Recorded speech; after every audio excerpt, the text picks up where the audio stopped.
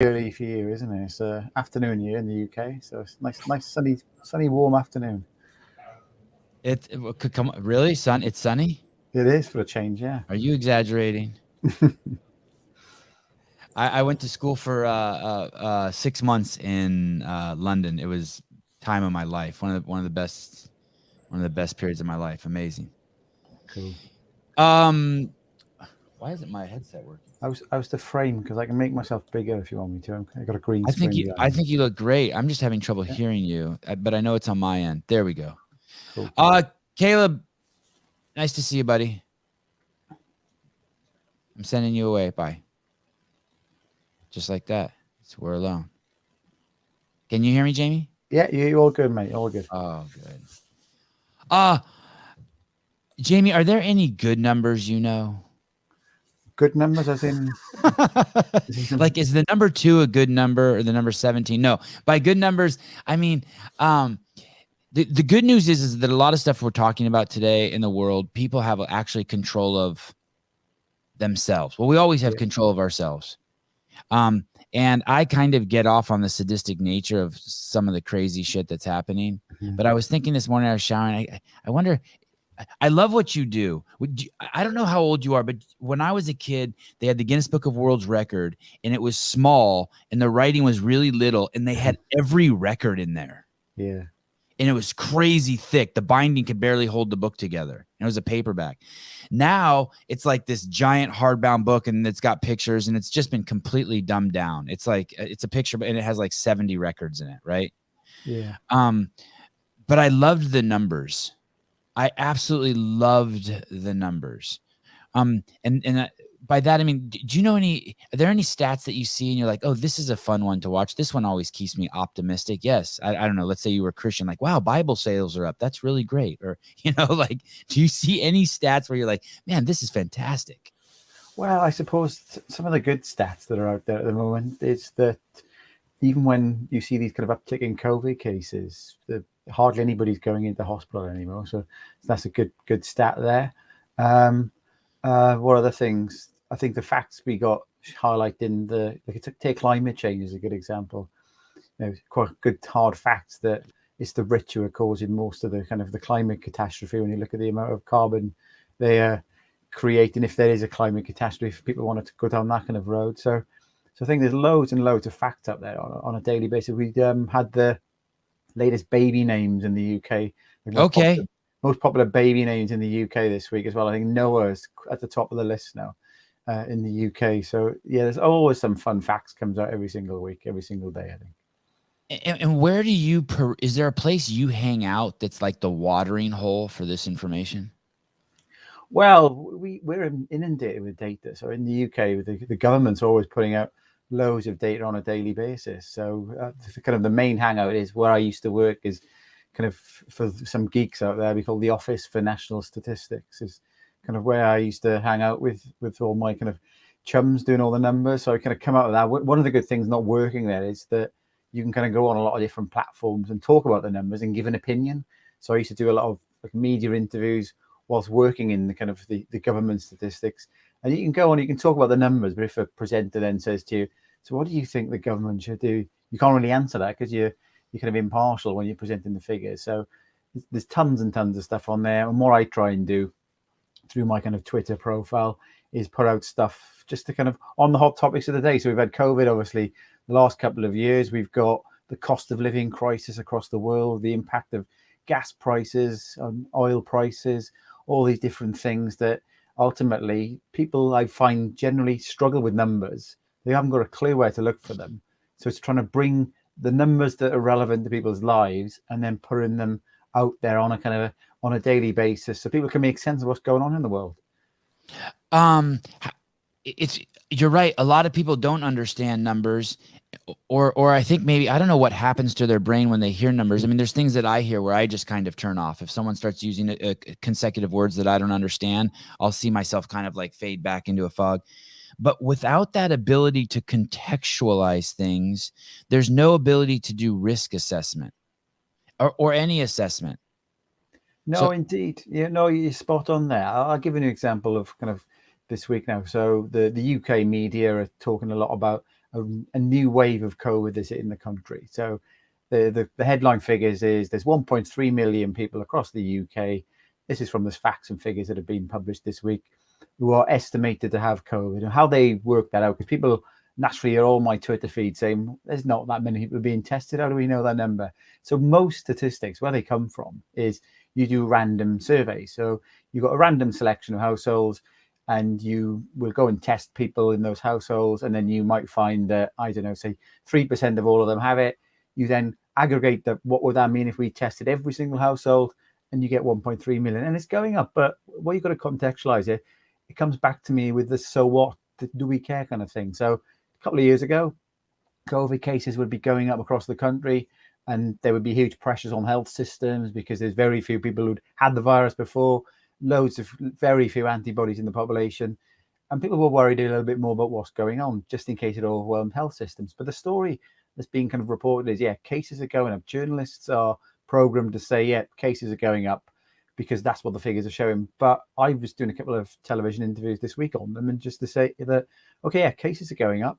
We're in that period of the year where it's coming into the kind of in the northern hemisphere. We're in the respiratory virus season.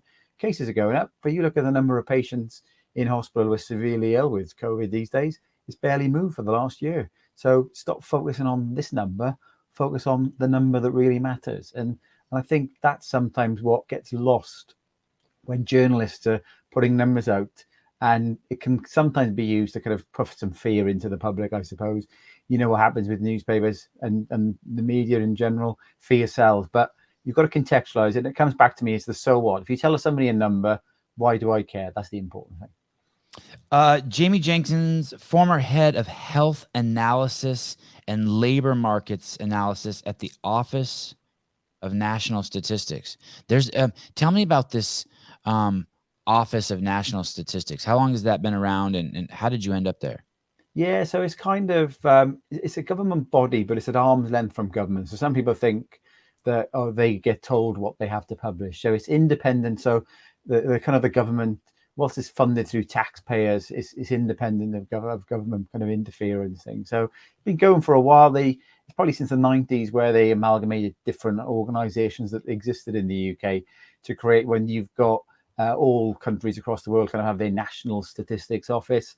And I kind of went to the university, always good with maths in school. I went to university, did maths, and kind of fell into the Office for National Statistics because it's just down the road from where I live. So I spent a lot of time in my career working there, kind of come out in more recent years, having done lots of different things, because you don't be doing the same stuff all of the time. But basically, they're there to and responsible for doing lots of surveys across the country, because we need to know what's going on in the economy. So all that kind of comes from there. You need to know what's going on with kind of health and lifestyles as well. And that information comes from there, because ultimately, if you want to have an effective policy for government or data to hold government to account, you need somebody to create that. And that's kind of what the Office for National Statistics does.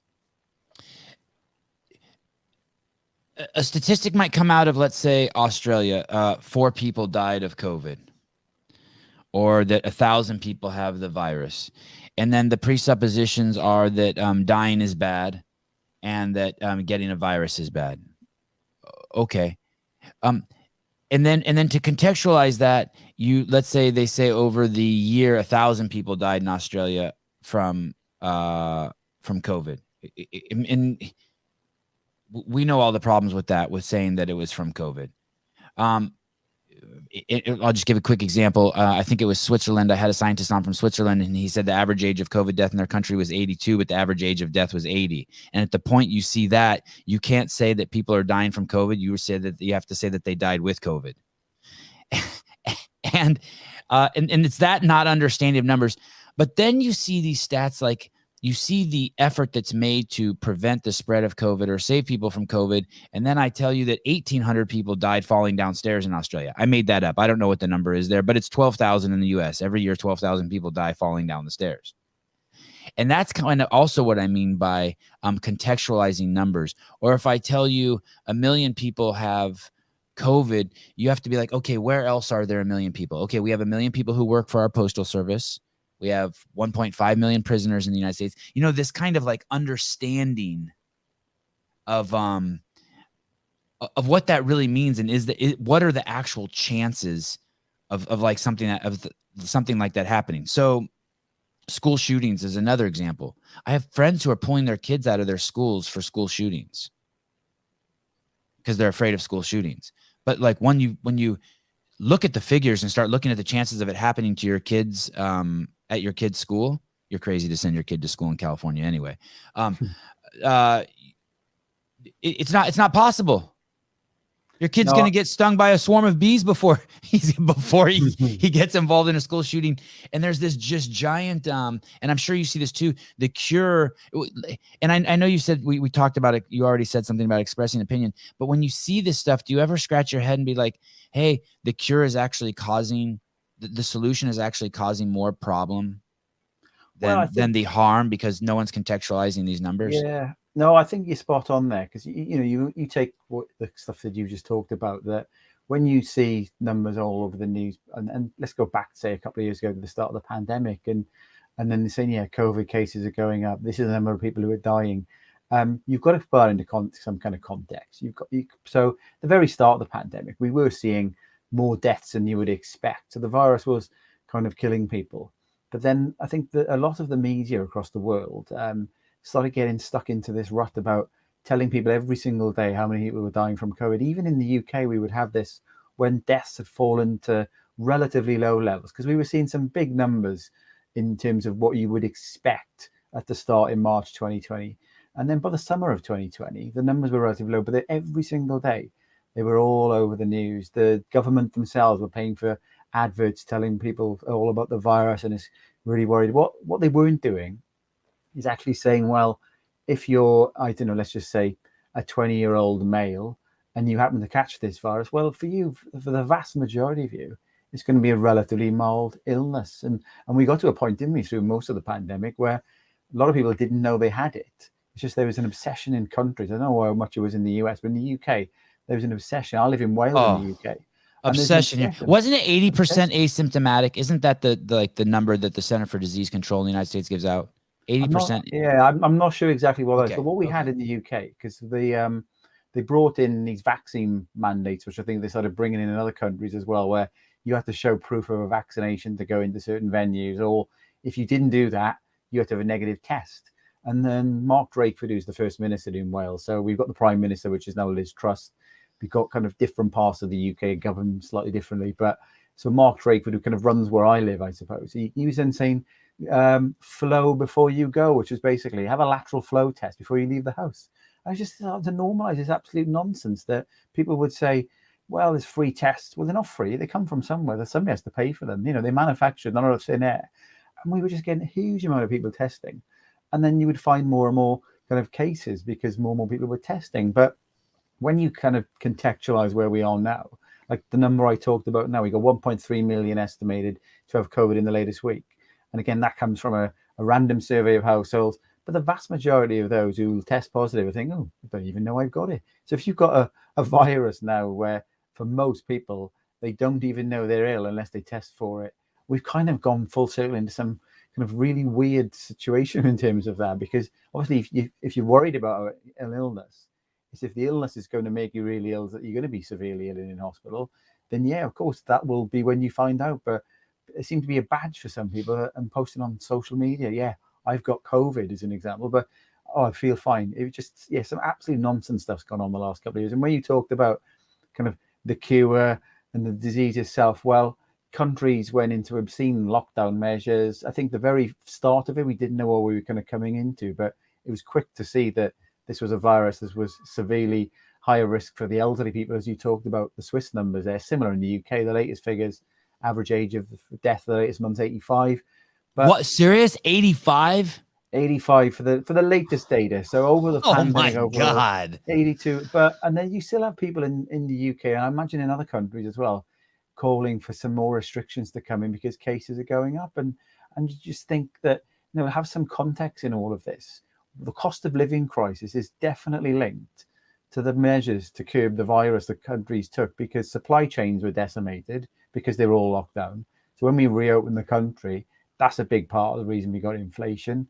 Governments are in mass debt because of the cost of COVID, and they've basically racking up debt now because of the energy crisis in the world. So, there's going to be a lot of harm for the foreseeable future because of measures that were put in place. Where, the start maybe warranted, but they went on far too long in some countries, and even in the US now, Djokovic couldn't come in to play tennis because crazy. He hasn't had to haven't been vaccinated. Where he won Wimbledon in the UK, these different rules in different countries. What he says to me is, they say following the science. Well, if the science was settled on, every country would have the same rules, but they don't, because it's more political for me rather than the science. I don't think that those people know the true meaning. I know that they don't know the true meaning of science. I think the cornerstone of science is its predictive value. It doesn't matter how you get it. We have this comet that circles the planet. It's called Halley's Comet, circles our galaxy. And I can tell you when it's going to be here next to the minute, and I can tell you where it came from. That's science. That's predictive value. There is no predictive value with climate change. There's not a single model that can look backwards that's accurate. The models that they're using to predict the doom of the planet, you can't look back 6 months and then tell you the weather. They're all wrong. There's no it's fucking madness. I'm not suggesting that there isn't or isn't climate change. I'm just saying that this global warming thing, the model that they're using, doesn't follow within any of the parameters of the foundation. And the same thing was true with the COVID. Yeah, well, one of the things with COVID, so in Australia, one quick thing, sorry, Jamie, in Australia and New Zealand are perfect examples.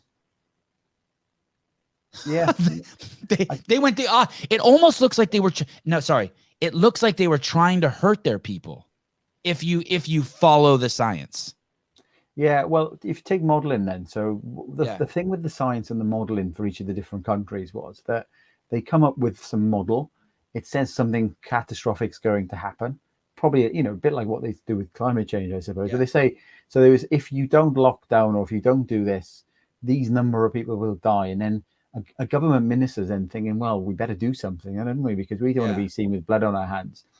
And so that's what generally happened. And then what you get then is if you put an intervention in, so if they say, if you don't do this, this will happen. Well, if you then do the thing that they want you to do, you can't mark the homework, can you? Because they will say, well, we don't know. You can't prove that it wouldn't have been that case because obviously we did something. But last year in the UK, which is an interesting thing. So Boris Johnson, when he was still Prime Minister, we again had all the we had this group called SAGE, which is the Scientific Advisory Group in the UK, coming up with modelling. And every country had modelling, didn't they? And what they were saying is that, well, Boris, we're going into Christmas time last year, they said, if you don't bring in further measures now in this country, we're in the heart of winter. These number of people are going to be dying every single day by February. And he stood up and said, we've already been through several of these lockdowns. And he said, no, we're going to continue with the plan that we've currently got in place. So we hadn't got rid of everything at this point, but there was no plan to stop you mixing with your family over Christmas. He basically said, no, we're not going to do it. So that was the first time, taking the UK context, we could then, okay, let's now track what actually happens versus what these modelers said would happen. And I wrote a blog on it on my website. The number of deaths that they said would happen compared to what actually happened, the reality was 93% lower than what they were. Their kind of central estimate was. Completely way out the modelling was. So you could actually look at that, and then you go back and think, well, the same modelers and the same modelling was used to then bring all of these lockdowns that kind of come in. And I say the first one, we didn't know what we were encountering, so maybe there, but we remember countries started bringing things in, taking them back out again, bringing them in, taking them out again. So it was the first time where you could look at it and think, this model is absolute nonsense. So then you start questioning, and as you just rightly said, the modeling on other things, like so the climate and thing. So can you trust the modeling? That's the challenge. And I don't really think we can when you look in terms of the track record with COVID. How do you stay so calm? Well, that's part of what I'm trying to be good at doing. But I do get irate sometimes, Talking of climate change this week, I don't know, you've got some parts of the US where you're all moving and banning electric vehicles, aren't you? So my goodness. You take Europe, Not banning, banning gas vehicles. Yeah, banning gas vehicles. So you move to They should ban electric vehicles. Well, yeah, ban. So you take this, you've got a situation now. I'll take Europe as a good example now. So the UK is going to ban the sale of new combustible engines by 2030. And at the moment, across I think it's not so bad in the US because you've got more energy security over there than some of the countries in Europe. But Europe and in not UK is not as bad as say Germany and Italy and France, so to speak. But there's talk of having the light switched off this winter because they haven't got enough gas coming in to generate the electricity. So we're in 2022, hitting 2023. It takes a while to boost your own energy security. Where the hell's all the electricity coming from for all these electric vehicles that we all going to be moved to? Who's going to be buying them? Because they cost an absolute fortune. It's absolute madness. I don't think anybody in the world thinks it's a stupid idea to move to cleaner forms of energy. But the pace they're trying to do is all in this pursuit of net zero. It's a direct cause of the cost of living crisis. And it's the poorest people who get impacted most, because what you've got is more and more countries are trying to buy gas because it's cleaner than burning, say, coal. More countries trying to buy it on the world global stage pushes the price up. Energy prices goes up. Rich people can afford it. Poor people can't. That the cost of net zero is zero money in the bank accounts of many poorer people across the world. Two things I'd like to editorialize on that. One, that is not the rich people's fault, and that doesn't mean that we take money from the rich people. It is no fault of their own that they got rich. Well, it is their fault. They earned it. Taking money from them to buy the poor people a few extra nights of gas for their cars will not be the solution. They're going to end up with the money again anyway. It's crazy. The second thing is, I don't think that there's any proof at the current state. I love the advancement of technology. Electrical cars are wonderful, but I don't think there's any proof that they help the environment. I think that there may even be proof mounting that it's contrary. Why doesn't I want to talk about that energy thing in the UK?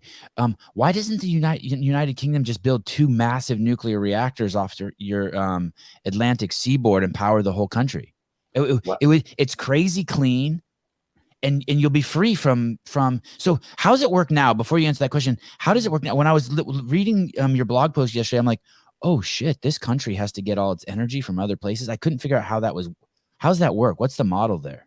Yeah, so back in the 1980s, so you're talking about 30 odd years ago, 40 years ago, most of the electric would be produced domestically in the UK, which obviously energy is really important to have your own security. If you can't have any energy, then how are you going to survive? So, but the vast majority of that came from burning coal. And then successively over the last 40 years, we've reduced the number of coal-fired power stations. It's practically non-existent coal in the UK now. Other countries are moving that way. And then as we started going from coal, over the 40 years, we started moving towards more gas to produce our electricity. And then a lot of that gas came from the North Sea. But what we've seen over the last 10 or 15 years is, rather than come from the UK, the North Sea, we're importing more foreign gas because it's no bonkers governments have said, well, yeah, net zero, it's all got to be renewables. We don't even want any fossil fuels. We don't want any gas at all. So we haven't moved fast enough to get enough renewables. So where we're at is that we're relying on foreign countries now to import gas because it's gone far too fast in terms of the acceleration away from coal. Germany is another example. A lot of Europe's in in the same situation. They've relied on kind of cheap gas from Russia and obviously the Ukraine war and blocking all the pipes and all Putin stopping the pipes flowing.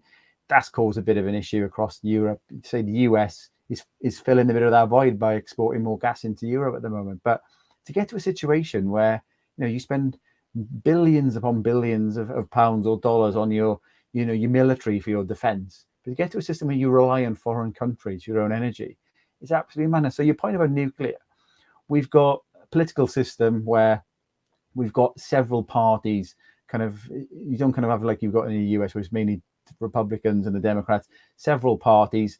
And when we had an election in the 2000s, late 2000s, we had a coalition between 2 different parties, and one of them was dead against nuclear. They just think, oh, we don't want more nuclear. And there's a clip being going around on social media from the kind of one of the people in that party who formed the coalition with the government saying, yeah, we don't want to be invested in nuclear. We won't get any energy from nuclear until 2022. So why would we want to bother with that? We need more wind. We can get it up quicker.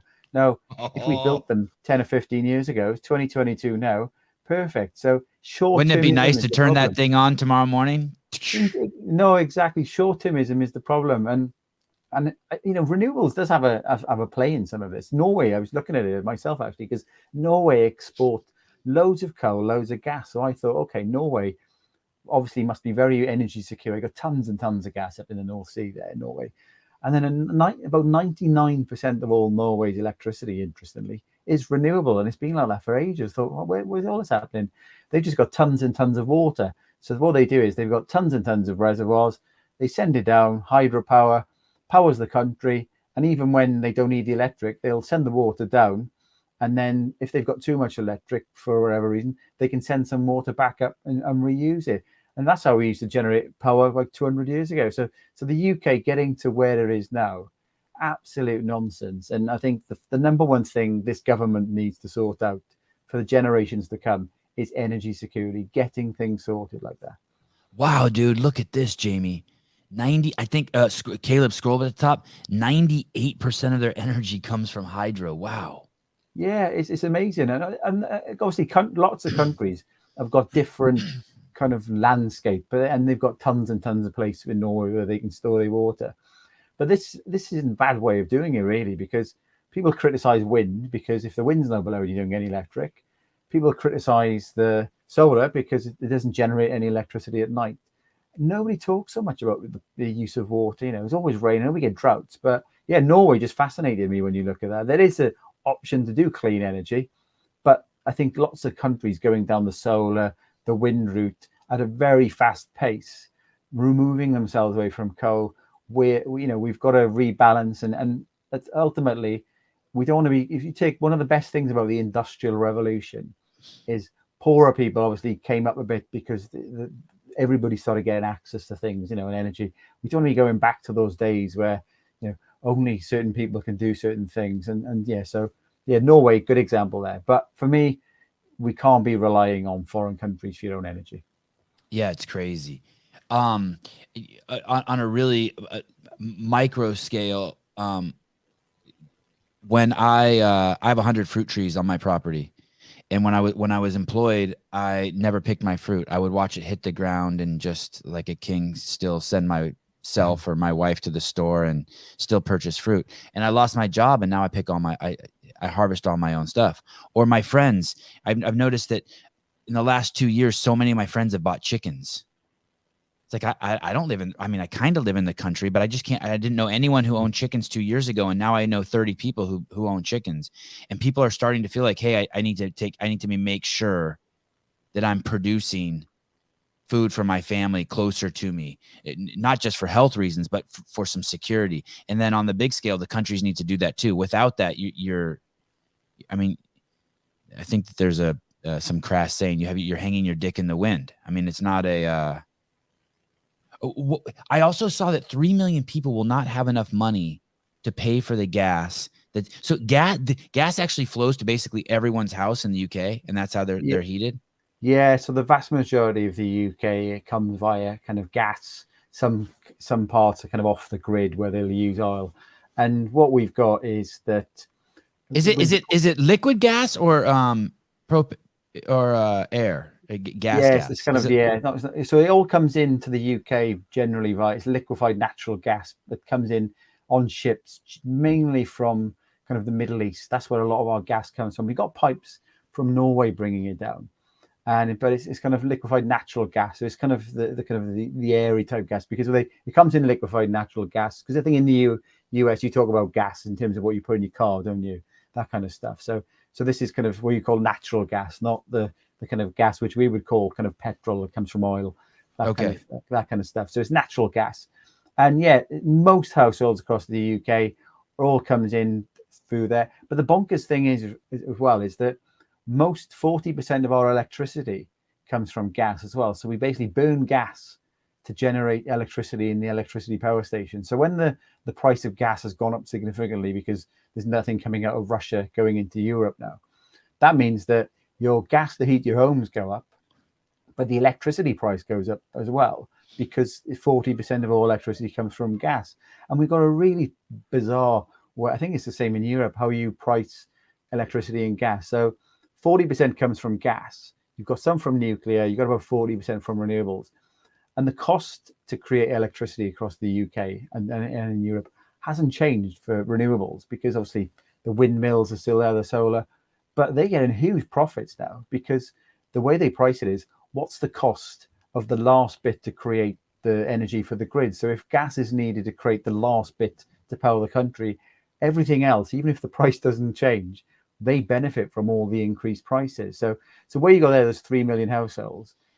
We've seen prices now double, more than double actually, this winter compared to last winter, people's energy. So think from a US context, I don't know exactly what you're paying kind of relative to the UK, but imagine what your bills were last year. They've more than doubled this year. Yeah, And that would break me. That would break me. And they've they would be more than tripled, because what the UK have done, Germany have done, other countries in Europe, is basically the government have said, we'll come in and pay a third of your energy bills because you can't afford them. So if it weren't Which for the means that government, you're going to pay them later. We're going to borrow money in your name. Exactly. So what I've said is that it's easy for a politician to go on television and say, we'll cap your bill, you won't need to pay it. It's it's the marketing, isn't it? Ultimately, you are paying it because they're just borrowing it on your behalf, so you'll have to pay for it down the road in time. So, but that's where we've got to. And politicians keep saying, "Oh, it's Putin that's causing all of this because of the Ukraine war and stuff," and it's not. That is a factor in this, but the lockdowns have caused a lot of this as well, because the cost of lockdown and has meant that we've got kind of more and more. The energy was been kind of reduced in terms of what they were producing. Then we opened up, so demand surged again, and we haven't got the supply. And what we were just discussing, the climate change goals. So we've got COP27, I think, coming up in Egypt, where all the world leaders will come together on the next set of agreements. We had one in the UK in Glasgow last year, and countries like China, India, Pakistan, they very big countries, large populations, say they're going to try and become more kind of cleaner. So they're trying to buy up gas as well. So we're in a situation where poor people literally have no money left because of the cost of living crisis in terms of the energy. And it's just, it's shocking in terms of how we've got to this place. If you free if 40% of the gas being used in the United Kingdom is the households, you free the households from that, you build a nuclear power plant or whatever, and then all of a sudden gas prices at the pump will drop too, right? Just common supply and demand. Well, they would plummet. Indeed, and that's kind of where nuclear is a huge thing. We need to get more and more nuclear across, not just in the UK, but in other countries. France has been insulated a bit from these energy shocks. They are still having issues, but France is a big nuclear nation, so France hasn't been impacted as much there. But why we're not utilizing more nuclear, even tidal energy, is a good thing that we can be utilizing in the UK. We're an island surrounded by tons and tons of water and sea.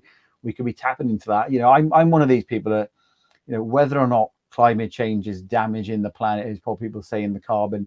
That's a huge, big debate that people who are on both sides can argue and get in it. For me, I don't know. Can you argue it? I don't know if you can't. I mean, I don't know how it is in the UK, but you can't speak out. If you have a dissenting opinion on climate change, you're also a racist, a misogynist.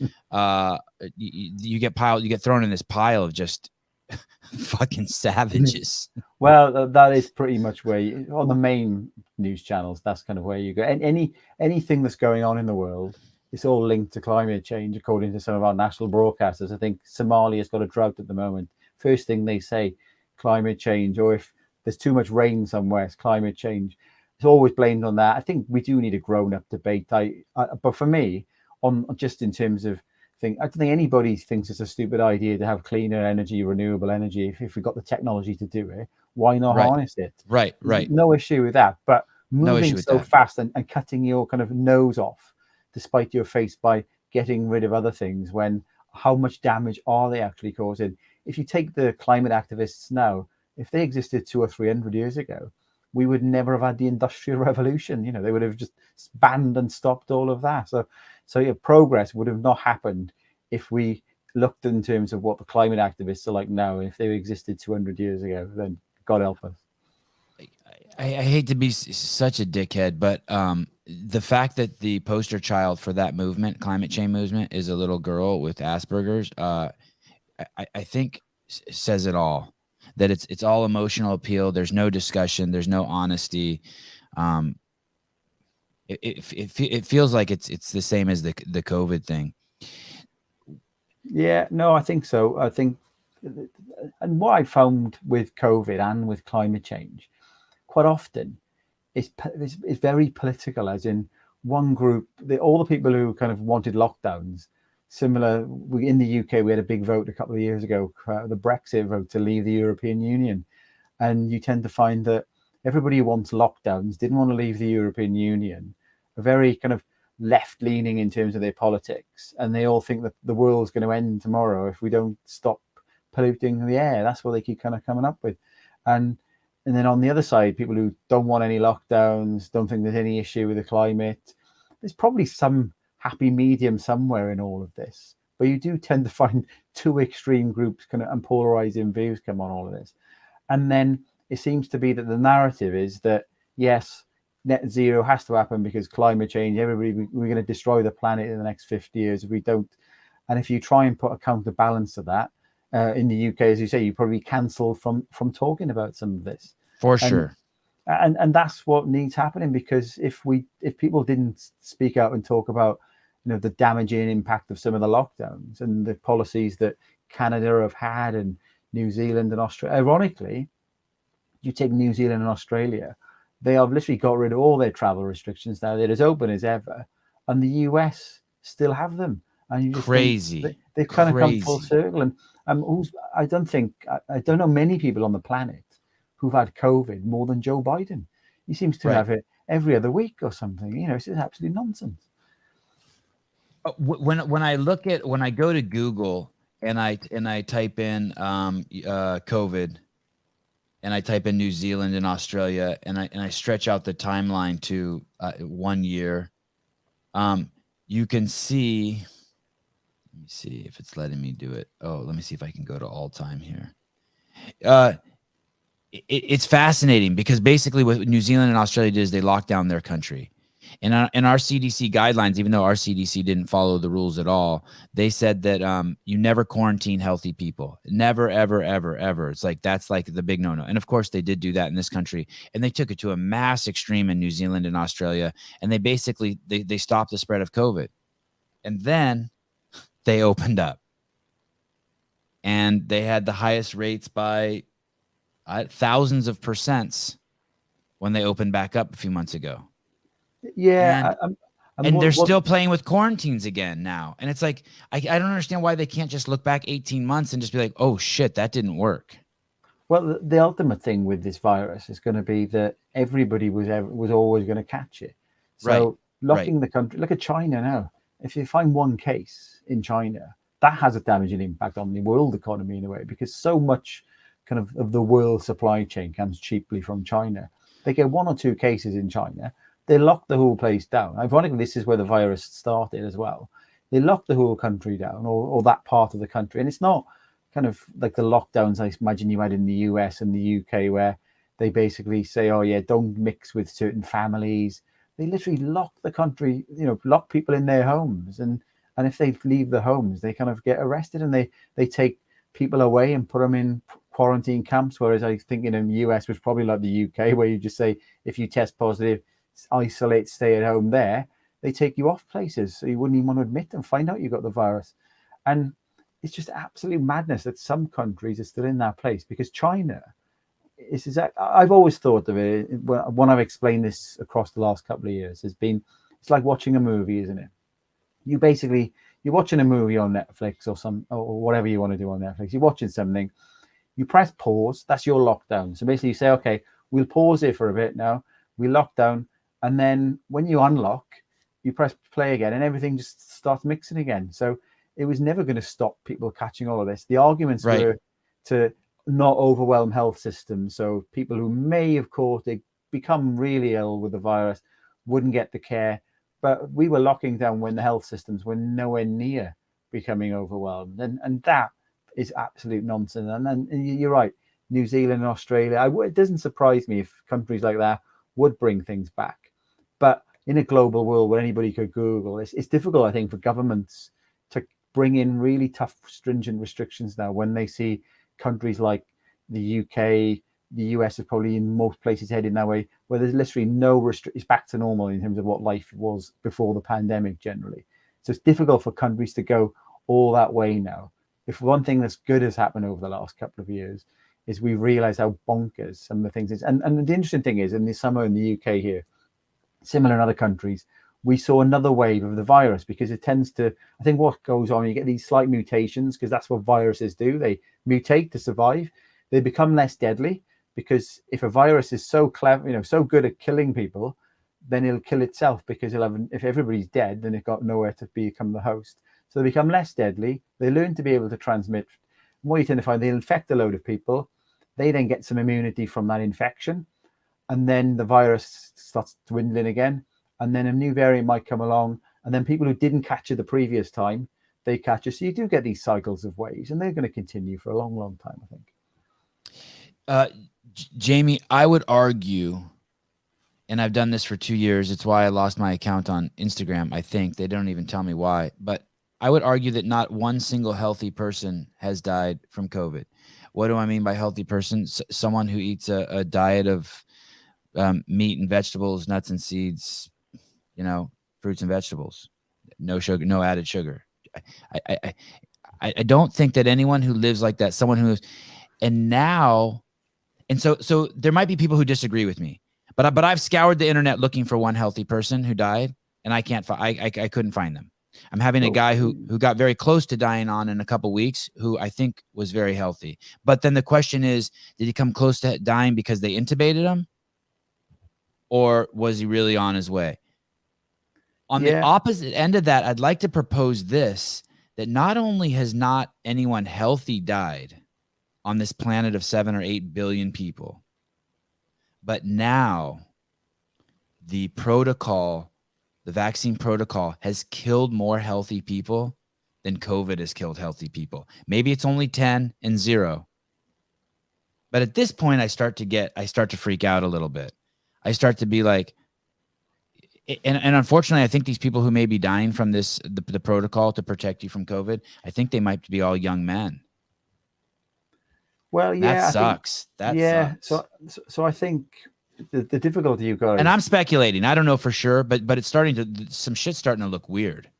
Yeah, so I think what we've been seeing, if you take, say, the UK numbers, is that over the last 20 weeks across the UK, and we're seeing in other countries as well, as when you look at, because we're at the point where obviously the COVID virus is not killing significant numbers of people now, and what we're seeing is that the number of deaths that we've seen across the country in the UK has been higher than what you would expect for the time of year. And what I mean by that is for October of 2022 compared to October of 2022 or 2021. Yeah, so from around May time in the UK, we've taken the last 20 weeks across the UK, we've been seeing more people dying than what you would expect now. So I've looked at the numbers being kind of help used to be responsible for them, and dug underneath the kind of the headline figures themselves. When you hear people talk about like excess deaths, what that means is most people actually look at the number of deaths, say, are occurring at the moment versus how many were occurring in the last 5 years, and are we seeing more than what you would expect? So early on in the COVID pandemic, huge numbers, because that was the virus ripped through lots of old people with care homes, killed lots of elderly people. So we saw that there. Now, the last 20 weeks, if we take the UK's or England and Wales, so the UK split into 4 countries. So we just take England and Wales part of it because that's what the ONS publish. We've seen 25,000 more deaths in the last 20 weeks than what you would expect looking at the 5-year average. Now, a part of that people sometimes forget is that we had the Second World War around 75 years ago, and we got large numbers of people who were born after the Second World War, which was known as the baby boomers across many countries. They're reaching the age where they would naturally be dying. So we would expect more deaths now than what you would expect, say, 5 or 6 years ago, because of a cohort effect of the aging of the population. Right. So you can strip that out, and that 25,000 comes down to about 10,000 overall. But that's still 10,000 people more dying than what you would expect if the chance of dying was the same before the pandemic. And then you can start looking underneath the bonnet of the numbers a bit more, and then looking at it where we strip out every death where a medical practitioner has mentioned COVID on a death certificate. And what you start finding then is that we're seeing more and more younger people, in particular around 40 to 60, dying than what you would expect. And heart issues comes up. Now, lots of people speculate then, is this due to the vaccination? Lots of people speculate, is this because of prior COVID infections causing issues that they then go on and die from a heart issue? I don't have the answer to that, but I think what we do need to know by looking at, say, matched medical records is what is the vaccination status of these people? What's the previous COVID infection status of these people? And the one thing that has happened in the UK is the health system's just kind of given up over the last 20 weeks. We've got situations where Given up, is that the word you used? Well, I say given up in that it's not working. It's not fit for purpose because we sacked a load of care workers in the UK. So people who would be looking after people out in the communities, they got sacked because they chose, some people didn't want to have a COVID vaccine. So we lost huge numbers of those. We already had a care crisis in terms of staff. So we've got a situation in the UK where we've got patients in hospital beds fit to leave. They shouldn't be in a hospital bed. They can't be discharged because we don't have enough people to look after them in the community. Now, when people go into the accident and emergency area of the hospital, they get clogged up because you can't move some of those to the wider part of the hospital because the beds are being blocked by people who are fit to leave, but we haven't got enough staff. Then an ambulance turns up with a new patient. They can't be put into the actual hospital, so they're sitting in the back of an ambulance for, say, several hours. And then all of this builds up. And it could well be that, for putting, say, vaccinations or COVID aside, the people are having heart issues now who would have survived a few years ago. But because the health system in the UK isn't working very well, they're dying because they're not getting the timely treatment. So I think, for me, what needs looking into is these excess deaths under the age of, say, 60, in particular, heart issues is coming up. We need to understand what's the fact on all of this because, people will speculate it's vaccination. Some people are saying, there are studies saying it's complications of having COVID infections. I'm looking at the data and saying, well, regardless of what's causing the heart issue, the health system is in a very bad place. And if you do get a heart issue, you're more likely to die probably now than you did a few years ago. People need to look at these numbers and match the data. I can't do that. I haven't got access to it to kind of give us a definitive answer to it. I have three. Wow. I have three questions. Are you suggesting, like, today I got an email. I can't even believe I get emails like this. Today I got an email from the local swimming pool saying that they don't have enough staff to operate the pool, so the pool's closed today. I mean, there's got to be people who need that fucking job. But outside of that, are you telling me that there's people who spend an extra night in hospitals in the UK and that this is a common practice because there's not someone to discharge them? Yeah, there's 13,500 patients in hospital. Crazy. Yeah, they just they cost. Obviously, there's the cost to look after them in the hospital. I just get up and leave. They should be like, you're free. Go. Yeah, well, This is nuts. but do you think these are the people who can't do that because they genuinely need that care in the community? But because what we've got is, I don't know how it's run in the US, but we've got this massively disjointed system in the UK, in that you've got another reason why the health system's kind of in a bad place is you've got your general practitioner, so what you call your doctor, your GP that you'd go and see. But trying to get an appointment there's not enough of them. We've got a huge surge in the population over the last 10 or 20 years. We haven't kept up with the number of GPs. So you've got to try and get an appointment in the first place. It's difficult. Some people can't get them. They just go to a hospital, even if they're not seriously ill. So we've got a ticking time bomb in the UK as well, in that, same in other countries. Lots of people had their operations cancelled. So we got huge waiting lists because of COVID. Because COVID, some people coined it the National COVID Service rather than the National Health Service. So you've got all of these different things going on, and people will be dying of things because the health system has kind of come to a halt, or it cannot cope because of all the people who didn't come forward for treatment. Because I don't know what messaging you were getting in the UK, but all we had was stay home, protect the NHS, save lives. So it was a case of don't go to the NHS unless you desperately need it. The National Health Service. They had some of that. Yeah, and people generally took that literally, and some people who may have gone forward for some niggly issue, which would have diagnosed something a bit more serious, that's kind of not happened. And it could be that people are getting things worse now because they didn't see people at the time. Dear people of the world, especially the United Kingdom, United States, stop eating added sugar.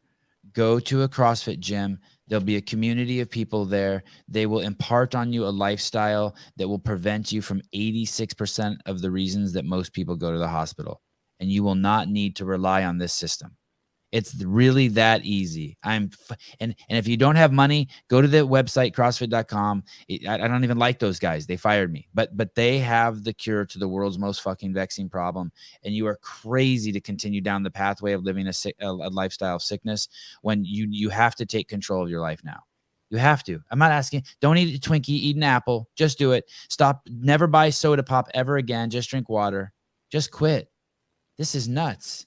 I think the obese people, Jamie, no fat shaming, just the facts. I think the obese people, I actually heard you in an interview say this, by the way, man, you're busy, man. Last night I watched so many interviews that you've done. Thank you for doing that and getting out there and being honest and staying calm and not being partisan. You're fabulous at it, much better than me. I think that the obese people there's no comparison between the impact they've had on, what did you call it, your NHS, National Health Services, compared to COVID.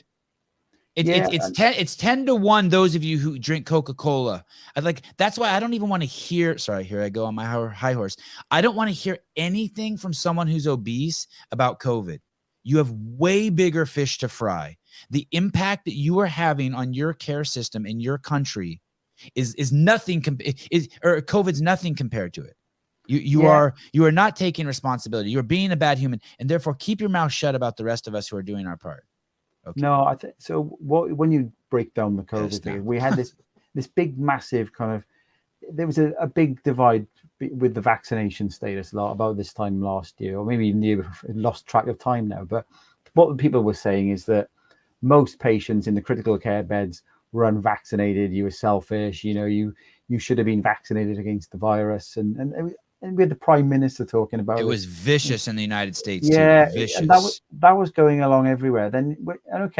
When you start looking underneath the bonnet, that especially among older people, you were seeing parts of that going on, but it was nowhere near the numbers they were quoting. That sometimes they were saying nearly every patient in intensive care with COVID is unvaccinated. We were never near the situation where it was nearly all patients. And then when you look at the actual obesity thing, which is what you talked about there, you actually saw that when you compare the proportion of the population who are obese and then the proportion of people in intensive care because of COVID, obese people were overrepresented in hospital as well. So obviously you've got obese people to start with, but people who are obese, you can see when you look in the figures, COVID seemed to be a much worse outcome for them. And it comes back to your point about healthy people and where you prioritize it. So a good thing here then is that they're saying, oh, well, you need to have the vaccine. There's two rationales people came up with. One of them was that you need to have the vaccine to stop infecting others. Well, we do know that you get an initial protection. When you look at the data, you do get that initial protection when you've had a vaccine, but it wanes really fast. So in terms of the chances of you catching the kind of COVID, if you're vaccinated compared to if you say you're unvaccinated, the vaccine wanes really quick. After, within 3 months from the date of the ONS. Does it offer any protection from transmission? I didn't think it offered any. I thought it was just symptomatic. There is some transmission protection. When you're looking at the kind of the data that the ONS in the UK published, you get an initial protection in terms of where you go. But they were talking, like Boris Johnson in the UK, the Prime Minister was saying, get that booster that stops you infecting others. That was his Christmas message last year, Boris Johnson. And when you said, you're watching that thinking, so if I have a booster or another vaccine, it will stop me infecting somebody else, which was nonsense. The data clearly shows it doesn't stop you. You get an initial reduction, but that doesn't last very long. How long is not very long, do you think? Well, the ONS looked at, so 90 days is kind of what we were seeing about a year or so ago. It might be different now because the vaccines that have been used, we've got different variants. So there's just that very short initial kind of protection. So what about someone like me who thinks they've had COVID? That offers the equal protection as the vaccine, right? Yeah, well, people who've had COVID will obviously be building up some immunity. And we're in a position now where I don't know hardly anybody in fact, I don't know anybody who could tell me they've not had COVID. Oh, so, I was going to ask you that. Okay, so we've all had it. I mean, they were saying that early on coming out of Stanford. John Ioannidis did that paper very early on, and he's like, hey, man, the timeline's all screwed up. I think everyone in the U.S. may have already had this. Well, by now, I think everybody would have probably caught it. Some people I talk to say, well, I don't think I've had it. But if they've never, If 80% of the people are asymptomatic, how would you even know? exactly, that's the point I'm raising. And if you've caught it, you would be building up some immunity. So that was one of the rationales. And then the second rationale is you should have the vaccine to stop overwhelming health systems. Now, when you do look at the vaccination itself, what you will find, especially with the latest variant now, the death rates among especially younger people who are healthy in particular, but under the age of 50, the death rate for people who are vaccinated or unvaccinated linked to COVID is pretty much the same. There is at the more extreme ages, so 75 plus, you do see that protection in terms of the death rates. But again, you're talking about a niche part of the population, which is where you would generally offer kind of say vaccination for older people, not the whole population. So the other argument, just going back to that, is have a vaccine so that you don't overwhelm the health system. You're selfish if you don't. But nobody then says, well, if you're obese, you shouldn't be using health services either. Because there's this big thing about people. I would like to change that real quick, by the way. I apologize for saying obese, not because I give a fuck about fat shaming, but the truth is, for you refined carbohydrate addicts, like saying obese is like saying those white people or those black people. If you are a refined carbohydrate addict, if you wake up in the morning and you eat 3 bagels and chug down a Coke, you're the problem. Okay, sorry, I wanted to throw that in there. No, and that's it's a valid point, because people were getting kind of really attacked in terms of not having vaccines and saying, yeah, and you're a pariah because you're going to overwhelm our health system. But obesity, and the figures are pretty much clearly there, it does overwhelm the health system. So I was kind of saying that, okay, if you take the fact that you can't catch, if you've got the vaccine or not, you will still catch the virus and potentially pass it on to somebody else. I got into some kind of debates with people then about countries who say that you shouldn't, you can't come in unless you're vaccinated or not. So take the US, if you're a non-US citizen, you can't come in. And people will say, but that's the US making sure that you're less likely to use their health system. Okay, if you want to go down that argument, do you then say, well, if you're overweight and you're obese and you're from abroad, you can't come into the US because you might need to use our health system as well? It's exactly the same argument in terms of that, and even more real and more practical with a greater outcome if we were to do that. No, indeed, I try and look after my health. After we finish today, I'm going to jump on my bicycle and try and knock out some miles, because looking after your own health is really important, as you've been talking about here. And it's, for some people, it just seems to be that you need to have that vaccine, you don't. And I think you've got up on the screen there one of the things that talks about the fact that obese patients were filling up COVID beds more disproportionate than those who weren't obese. And they're going to have a lot of underlying health conditions as well. And that is an important part of all of this, I think. I went to Disneyland a few months ago. I don't know, do you guys have one of those in the United Kingdom? They have a Euro Disney over in Paris. So you can kind of see a bit of Mickey Mouse in Europe. They're over I'm sorry. I apologize. The vast majority of people there were massively obese, and I realized that Disneyland is actually not an amusement park. It's where carbohydrate addicts go. Imagine, like, I hear about these parks in Europe where they've made it so it's legal to like shoot up drugs. That's what Disneyland is in the United States. It's a place to go eat without shame all the sugar you want. So there's just rows of like brick walls everywhere, and it's just people shoving food in their mouth. It is really something. And when I walked around there, I was like, how did these people survive COVID? If it, I mean, everyone, I would say the average was 100 pounds. I don't know how many. Is a stone 14 pounds? Yeah, stone 14 pounds. Yeah. So it's like the average person there, I would say, was 7 stone over. Like even kids, Jamie. Like kids being pushed around in carts because they were too. It's crazy. Yeah. Well, my time, I've been to the US a couple of times. I went to New York, and I think I ordered a burger because I was in a place with my mate. I ordered a burger, and it came, and it was like 3 burgers. I said I only wanted 1 burger. Oh, that's just the standard.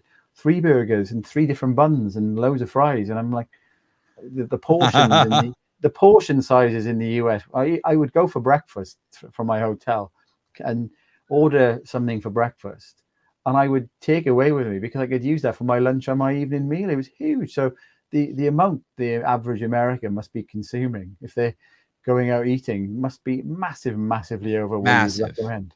Massive. Do you coach kids football? Yeah, so that was what I've been, because obviously I'm over in the UK, so that's what I've been doing kind of in this morning part of Saturday morning here in the UK. So coach kids football, and COVID again, the measures that were taken were absolutely bonkers there, because they told children that you can't mix, you can't do your sport after school with us. So we couldn't coach them. Games were all called off because we didn't want you mixing the pass on the virus. So we had a really strange situation where, to stop the spread, this is what they said, that some of the kids who lived 5 miles over the border in terms of our local area that we're in, they weren't allowed to come to football training because they were trying to stop people mixing over kind of the border. Absolute nonsense. And for me, best thing is get the children out and about playing football, soccer and things, getting them running healthy. And those things were curtailed. They closed swimming pools, everything they did was having a damaging effect on people's lives, because leisure centres were closed, gyms were closed. People argue, well, you could go outdoors and do some running on your own. Some people don't get motivated by that. They like going somewhere where they can do exercise with others. So going back to your point, the cure was creating probably more problems from a health perspective by curtailing people's health. My understanding of the cold is it is not a seasonal thing. It has nothing to do with the weather. Other than the fact that it's a correlate, because during the winter, more people spend time inside, and inside is where viruses spread. And so actually the best place to be during some sort of event like this would be to be outside. Yeah. And my whole family stayed healthy. We took zero precautions, and I mean zero. But we spend, I think, 80% of our time outside. Yeah, no, indeed. Unless we're asleep. Yeah, exactly. So the children who were stopped from playing football outdoors were allowed to go indoors all day and mix in school anyway. So it made no sense to stop them. And you're right. If you get doing more exercise, you're a healthier individual anyway. So even if you do catch a cold, the flu, the virus, your immune system is going to be in a much better shape to fight these things off. And that's one thing that seems to have been forgotten a lot over the last couple of years, isn't it? Is the immune system. We do have an immune system. You can boost it yourself by doing certain things. But it all seemed to be, forget immune systems, just all have the vaccination, then have another one, then another one, then another one. Now, I did actually have 2 vaccines. I had COVID. I've not had any further vaccines. I don't think there's any need for that. And most countries are going around the world now. So I'm kind of 43 years old, I am actually. And most countries now are moving to a point where they're not even offering vaccines for anybody under the age of 50 anymore. And I don't understand the US's position where it's been offering vaccines crazy, going down to the age of 6 months. Even some countries have got nowhere near that, but offering vaccines and vaccinating children down to the age of 6 months. For me, when you look at the data and the relative risk to children, unless you're advised because you're an clinically extremely vulnerable child and you might need some protection because this virus or whatever medical virus out there might cause you, it's very, very little risk to very healthy children. My children haven't had a vaccination, and I don't think, it's not for me to advise people yes or no to have medical interventions or not. Why would you put drugs in your child when all the evidence for all the other viruses in the world have shown that if they get the sickness, like no child in the United States who ever got the measles again. But there's thousands, millions of examples of people who got the measles vaccine and got the measles. And so, and there's no harm being done to kids who get COVID, like zero. Yeah, some children, very clinically extremely vulnerable, which, right. But at that point, they're not even like children. Right. You mean like if they had leukemia? Yeah. So people who, what you would class in the UK terms, clinically extremely vulnerable. So, whatever, they will be vulnerable to practically anything. Right. But they're a very, very minor part of society, which they need looking after. But a blanket approach, this is what we should do for all children. So my children, but I caught COVID off my children. They picked it up in school. They tested positive first because you have to have these tests to make sure you could go into school or not. And then I said, oh, I'll probably get it now. Lost my taste. So that kind of, I thought, yeah, I've got COVID. So they were fine. In fact, the best thing about COVID for my son was he meant that he could go out in the garden instead of school playing football. So, this virus was so deadly to him. He was out playing sport out in the garden throughout the whole period. He had one night where I think he was a bit sweaty, and after that, absolutely fine. And for me, obviously, it's not the same for every child, but for me, the vast majority were like that. Most of them actually didn't even know they had the virus, but they had to test positive, test to be able to go to school. So that's when they found out. That's probably a good file. It's he caught the virus, body's fought it all off, got some antibodies from good stuff. But And don't you feel good that he got it and made it through? Like he's a better child for it. Well, yeah, but some people on Twitter say that, oh, you're a bad parent because you didn't try and do something to stop him catching it in the first place. And coming back to the conversation we had, I don't know anybody who hasn't had it. People who've had 1, 2, 3 vaccines, they've all had COVID, and maybe it's a slightly different effect if you've had it or not. But for children, when you're looking at the data, they hardly die of anything anyway, and the risk of dying from COVID is very, very small. It reached a point actually in the UK where we've got what's called the JCVI. So it's the Joint Committee on Vaccination and Immunization. They are the group that make recommendations on if you should be having vaccinations or not. And we've got another body that approves vaccines and things. It got to the point that they thought they couldn't see the health benefit of a vaccine for children. So they asked the chief medical officer to look at, are there wider benefits rather than just health for them to have the vaccine? And then what was kind of come up with that, oh, well, having a vaccine might mean you're less likely to miss school.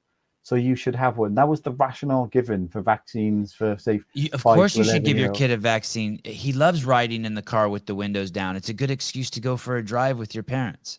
Well, I mean, it's that kind of logic. It's crazy. Oh, I know, and that was the criticism, and in terms of, I was critical at the point. If the health benefits don't outweigh the risks of having the vaccination for children, and then they say they might be less likely to miss school, and they all caught the virus anyway. People who had the vaccines have all caught it.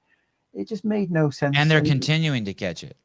Indeed, they're still continuing to catch it, but the good thing is, like the latest data in the UK. So I talked early on in the show here that we've seen it's that start of the next wave. The US will get it.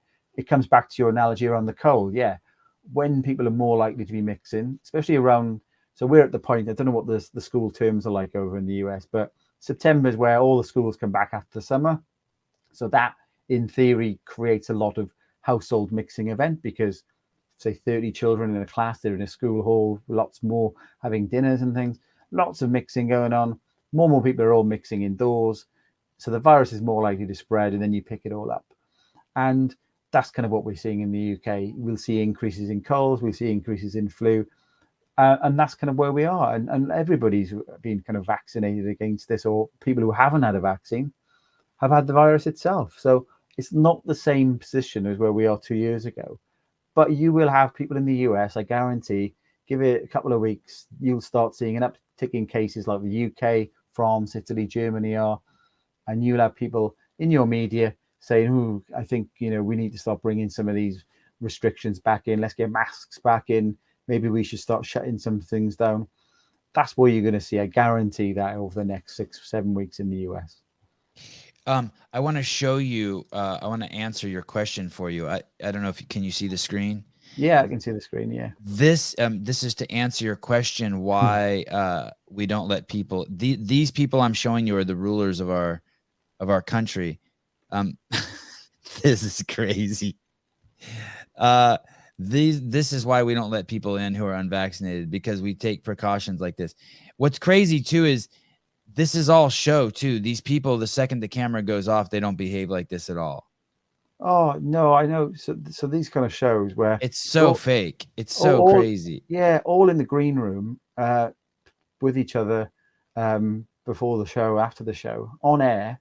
I always used to watch a lot of these television shows, and you would see. I don't know if you had it in the US as well, but they're on a panel show and they put the Perspex screen between them. So you Yes. just got literally somebody, think of a panel show where you've got three Yes. people sat and they'll put a perspex screen. It's an airborne virus, for God's sake. So this thing, well, the airborne virus isn't going to manage to get itself up and back down again. But they're all probably partying and having a beer in the green room beforehand. And it was a lot of it, theatre and show. And now it's all gone.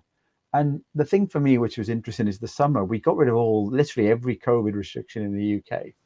And around June time, we started getting the next wave of the virus going up. So it was kind of one of the variants to come out of South Africa. So we had, again, virus is starting to go up. We need to bring things back. Government said, been there, done that. We're done, basically. We're not doing a single thing.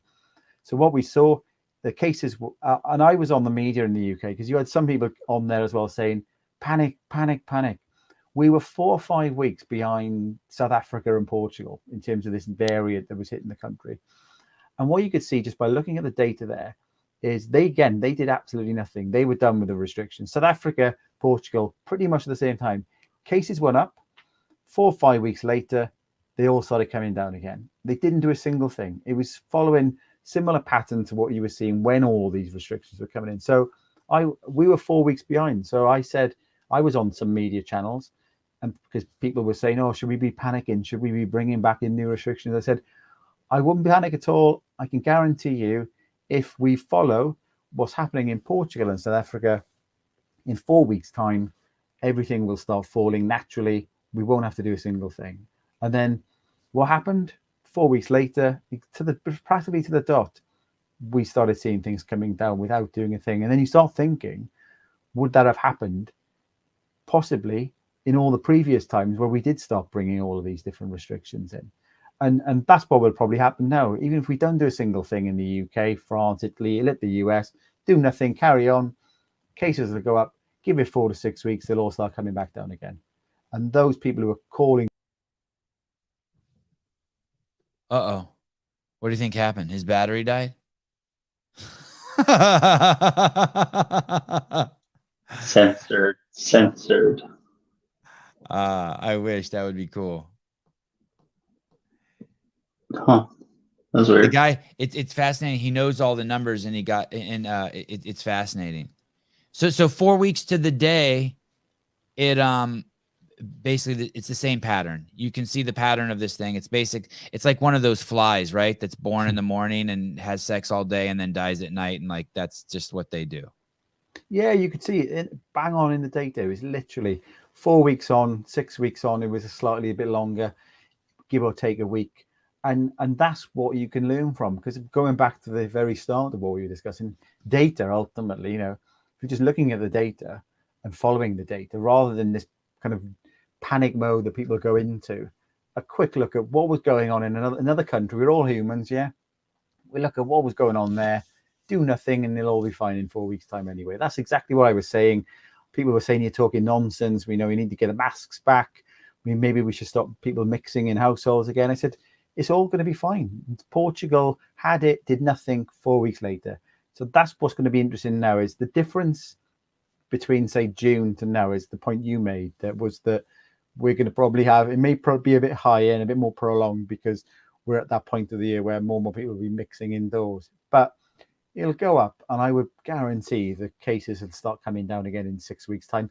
And does cases matter anymore? Of course not. It's more about how many people are getting seriously ill, and it's very few now get seriously ill from this. And then going back to your point about healthy people, very few, if any, healthy people will be getting ill from this. And for all you crackpots out there that, like, in October you like to grow a mustache for colon cancer or whatever, like you why not just choose the 1 month a year where you just stop eating added sugar and let your NK cells and your T cells and your immune system become really robust? Anytime you want to eat added sugar or processed food, eat some, have something else set up, drink a glass of water. It's only 30 days of your life. Just try it. It's your life. Experiment. Have fun. It's just 30 days of any time you want to stick something processed food in your mouth instead, or something with added sugar. Instead, just drink a glass of water. Just try it. Hey, look, I'm going to cut you a break. 29 days. If you start now, I'll only make you do it 29 days. You get the deal. Is it, Jamie, I heard that, like, to to criticize the NHS in the UK is like would be like if you're a Catholic and criticizing the Vatican. I heard it's like just a political bomb. Is that true? Oh yeah, It's like scary to criticize the NHS. They're like untouchable. Yeah, that. So when we were going through the pandemic, and you can't deny health systems across the world were hit, and they were extreme pressures. My partner works in the NHS herself, and you could see there's huge numbers of the partner, meaning your girlfriend, the lady you're friends with, close with. Yeah, so and she was the lady you like, the lady you have a crush on. Yeah, so she's a midwife, and so babies come and go every single day of the year, don't they? So there's no day off for a midwife. But what the NHS every Thursday it's we were all told to go out on our doorsteps and clap. So we were all kind of clapping. People were told to go and clap for the NHS because of all the hard work they're doing on COVID. But when in the UK they did that. That sounds like something they do in China. Oh no! Yeah, the UK and it was broadcast this is crazy on the BBC. Our main broadcast. So they would say, right, it's and maybe 7 or 8 o'clock. Said we're now going to go, and they would literally have cameras in people's streets, watching them all standing on the doorstep, clapping hands for solidarity for the NHS. The thing with the NHS, so I'll just explain a bit about it. So it's our National Health Service, which is literally free for everybody. You don't pay into any insurance system. There's that word again, free. But it's free, yeah. But it's free, but somebody has to pay for it. And it's all paid through via taxation. And because there's no kind of interaction in terms of, there you go. I think on the screen, clap for our carers. Yeah, it was going on every single week. And because there's no real transaction in the UK with the health system. You, apart from dentistry with your teeth, where it's in the NHS, most of the patients who get treatment through the NHS, you do pay for it. Most of it's literally you don't pay a penny for any of the NHS access other than through general taxation. So, but what you've got is that it just gets sucked in with money. What we've got huge numbers of managers in what you would call our national health system. Recently, a 6-figure salary, so you're talking over £100,000, $100,000 equivalent. A manager who's been recruited, nothing to do with patients. A manager, because there's this big drive in the UK. All this kind of woke brigade, which is a manager of looking after diversity and inclusion to ensure that and you're paying a salary to somebody to be the director of diversity and inclusion. And this is just one part of the NHS. So the way the UK's NHS works is we have lots of trusts, which were basically, think of little areas across the country. Imagine splitting the US up into lots of different small areas, and they're all managed kind of the National Health Service, but all managed individually by certain trusts. So 6-figure those salary. Managers all have mental illness, by the way, which is fascinating. To be in that place, to sit there and judge people by the color of their skin, or to hire people but not based on their capabilities, but based on their traits, whether they have blue eyes or brown eyes, or whose genitalia they like and rubbed in their face. You have to have a mental illness. They're bringing, it's like inviting the quackadoodles into the. How could that be in hospitals? I was at a talk last night. There were some heavy hitters there, some people that people like Jay Bhattacharya out of Stanford. And one of the guys presented, and he's talking about how in medical schools they're reducing the ability to get in and the ability to pass based on the color of your skin by significant amounts. I'm like, no black person or white person or Chinese person or Mexican person wants a subpar medical practitioner. Can we just all agree on that? Can we just keep the woke shit out of the hospital? I don't want a discount on my heart surgeon. I'll take the guy from Bangladesh, please. No, I just want the dude with the highest test scores. It's like, sorry. It's nuts. I don't want that for my mom. I don't want that for your mom. I want our moms to have the best dude. And here's the thing. What am I supposed to do now? Every time I see a black guy, now I think he's a subpar medical practitioner. That's all you're making me do. You're not making me think, oh, this is so great that there's a black guy. It's not like that. No one thinks that. Even the black people are like, shit, I don't want the black guy. It's like, what the fuck are they doing? No, I know. And so the salaries of some of these managers are more than double, sometimes treble what you would pay your nurse. And so Crazy. They say we haven't. Okay, sorry for my tirade. It's nuts. Yeah, it is absolute nuts. And for me, so going back to the political nature of the NHS, yes. NHS, you've got these. If you try and mention anything about reform, so even if you just mention the thought that maybe rather than if you want to see your doctor, your GP, your general practitioner, maybe you charge them 10, 20 pounds, which is normal in most countries. Even in Republic of Ireland, which is right next door to the UK, that's just a normal practice. You mention that, and then you start saying, this is ridiculous. You can't privatize the national health system.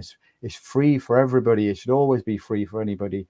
So any criticism you label at the NHS or any thought of how you would change it, it's just immediately shut down. And that's why nothing should be free for anyone. Human beings aren't set up to appreciate anything free. No, exactly that. And so where you've got now is that it says the system, it's the national health system, which we talked about, that you can't discharge patients because there's not enough care workers. It needs to all be joined up. It needs to be better run. But no party will ever reform it, probably for the better, because as soon as they mention it, the public are then thought, oh, they're trying to sell it off for people to make profits, and it's going to be really bad, and that's what's always talked about. Okay, now the thing for me with the National Health Service in the UK, if it was such a good service and if it was well managed and well run, it would be copied everywhere in the world. It's not copied anywhere, and you're right, you're spot on. It's seen as some religion here. Any criticism of the NHS is just kind of derogated. You don't want to be going there. Some people sometimes say. 2 months. I saw in one of the interviews you did, you and the panel were discussing that if you get diagnosed with cancer, you don't start treatment for 2 months if you're lucky. Yeah, I was like, what the fuck is going on? Is this sub-Sahara Africa? Yeah, outcomes for cancer patients in the UK aren't great compared to some comparable countries, and it's just getting that diagnosis has been the big issue, because if we've had that, as I say, that mantra, stay home, protect the NHS. You might have got that, and I don't know what it's like in the US, but we've had this big shift because of COVID and not seeing people, that the doctor that you want to see, you do it all over line on Zoom.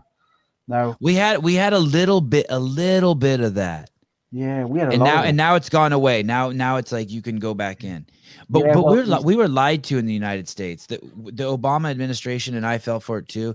They talked about this thing, universal health care, but there was always universal health care. Healthcare was always free in the United States for people who couldn't pay it. Yeah, and so many people want to say, no, that's not true. That's not true. That is true. I know a ton of fucking poor people. I was homeless for many years. If I needed healthcare, I just went into the hospital. And basically what they did is they said, oh, register for Obamacare. Well, it became a pay to play. And so the rich people, like if you can afford healthcare, it doesn't. Here's another thing in the United States. It's a misnomer to call it healthcare. Someone like me, I only purchase health insurance. So no one will, if I get sick, no one can take my empire from me. All my homes and cars and all my fun toys I have, right? That's the only reason why I have healthcare. Is to protect my assets. So the whole thing is just, it's like numbers again. People don't know how to think about it because we're being tricked, or it's like this word free, or the words matter. No, indeed. And that's what winds me up when we talk about the free. You don't ever get wound up, Jamie. Don't ever say that again. I haven't seen you get wound up once. I can already see you like excited to ride your bike. Wow. Yeah. But no, people say, free at the point of delivery. But it's, as you say, it's not free, and people have to pay for it somewhere. And when you've got what you would see as consumerism not there, people think, oh, well, it's free. I'll just go along. I'll just. And the thing for me, like I say, I would. And you've been talking about obesity and all the kind of stuff that people might eat and things. But if you say to somebody that you would pay £20, say $20 to go and see your GP, they'll be, that's ridiculous. I can't afford that. The same person will pay $20 for a Domino pizza takeout, and you think, so you can afford to get that, but you can't afford, if you've fallen a bit ill, to go and pay $20 to see the GP. That's what the mentality some people have, that I can't afford $20 to see, or £20 to see a doctor, but you will blow £20 easily on something that's going to be unhealthy for you anyway. So I think we're rebalancing and trying to think that, because it could well be that you still have to pay for these GPs through taxation. But if you've got that thing where, do I really need to see them, or am I just a bit of a hypochondriac? Even actually, 50 pounds, even 50 pounds. exactly. And That seems so cheap. yeah, Relative to what you're going for. How often do you need to go? exactly. And same with our NHS dentistry. We pay, if I want to go and see the dentist here to have a fill in or a checkup on my teeth, I'll have to pay for that. So we don't have complete system in the UK where you don't pay for something. But Yeah. I will go along, pay for it. And if I need 3, 4 fill-ins, thank God I don't generally, but if I did need more kind of treatment, they don't charge me tons and tons more. They will say, well, there's a flat charge, but at least you're getting some money in. And I think that's kind of where you need to get to. In a way, let's say the US system where you've got medical insurance, you're technically paying for something and somebody hedging a bet against you in terms of whether you're going to get ill or not. And it'll be varied depending on, say, your lifestyle. In a way, the government's the insurer, isn't it? It's just basically insuring. Well said. Wow. It's just insuring everybody. But because there's no assessment made of anybody, people, like I would imagine. And I'm okay paying into that. I'm okay paying to the Church of the United States government for people who, like, whatever happens, they lose their job, you have hard times, you can't. I'm okay paying a little more so that everyone has this robust system. I know I don't tax the system. That's cool. I'm okay with that. I'm okay still paying into it. I'm not a fucking monster. Yeah, well, exactly. It's spot on. You know, we're all trying to look out for each other where we can. And that's the right attitude to have, I think. Let me ask you a hard question.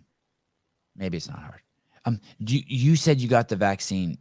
Now that you see the numbers of the excess deaths, does any part of you go, maybe I shouldn't have done that? No, I genuinely don't think that. I think, did I need it or not at the time, looking at all the data in terms of where we were at the time in the pandemic? I hadn't had COVID. You could see things. You know, I took the decision based on kind of the data I got. Lots of people did. I think now more and more people have had the virus itself. People are probably looking in, making the decision not to have extra kind of vaccinations because, you know, it's not a very good vaccination when you think about it, in that you've got to have. Well, the truth is it's not a vaccine at all. Well, yeah, but if you've got to have something every 3 months, then you think, well, hang on. It's the only beneficial person that, you know, overall is the bloody vaccine companies and the amount of money that they're making from it. So when you start looking at it from that perspective, we need something better like the flu vaccinations that we have, which you tend to have. And with that, once you've caught the flu, you're going to get a buildable or a natural immunity. So yeah, don't no regrets in terms of having it, but whether or not people, in terms of where we are now, I think we're in a much different place to where we were, say, 2020 and 2021. Okay. I'm not going to let you off the hook, Jamie. Let me rephrase the question. If you could go back in time, would you have gotten it? Well, it's different. As I say, it's different to where we are now in terms of things that if I'd caught COVID, for example, and had COVID before the vaccination rollout come out, it would have been a different decision as well there, because you would think, well, I've had the virus. What's the benefit of having the vaccine on top of that because I've already had it? Right. So say it's a hypothetical question because it all depends on the kind of what happened in the sequence of events, isn't it? Yeah. Well, thank you so much for coming on. I really appreciate it. I really appreciate your honesty, your calmness, your just looking at the numbers. It's awesome. Do you have a newsletter? No, so on my website, most people can find everything I'm up to just on Twitter, because I'll post my blogs up there, any interviews or just generally what's going on anything to do with the climate, cost of living crisis, COVID, general health, kind of cover off not just the UK as well, what's going on in other countries, highlighting some of the bonkers stuff Biden's coming up with. So you can find me on Twitter. Yeah, I think you got on the screen there, Stats Jamie, and always posting some stuff up on there. So keep people informed. It says on the top, stats, facts, and opinions. So it's generally lots of stats and facts and with an odd opinion thrown in as well. And then you're also on Instagram. Yep. So Stats Jamie everywhere, actually. So on Facebook, Stats Jamie, Instagram, Stats Jamie, I think on Getter as well. So kind of find me everywhere if you need to. Even on TikTok, I think it's Stats Jamie Official on TikTok. So you kind of find me all over the place. And when there's, say, you got a copy of my website up there as well. And what I tend to, if something requires a bit more than 140 characters or a very long thread, that's what I think, oh, well, I'm going to explain this point, I'll put one of my blogs up just to put some of the charts up, because sometimes you just need to explain things a little bit more than the Twitter character limit will allow you to. There's this one. After the show's over, guys, go to Stats Jamie, StatsJamie.co.uk and go to the blog and read this one. This one's fascinating. I love a private jet. I'm so happy that I've had the opportunity to fly around the world in luxury. But if you're going to fly around in a private jet, just like if you're a refined carbohydrate addict, shut the fuck up about climate change. No one, just shut it. Shut your mouth. I don't want to fucking hear a peep out of you about climate change and you're flying around in that beautiful piece of machinery. Thank you, Jamie. You're a great dude. You guys have a good afternoon. It's still morning there, isn't it? So you have a good morning. And yep, I'm about to go out and party with the kids myself. Don't blame it. Have a good one. Cheers, guys. Bye. Ciao.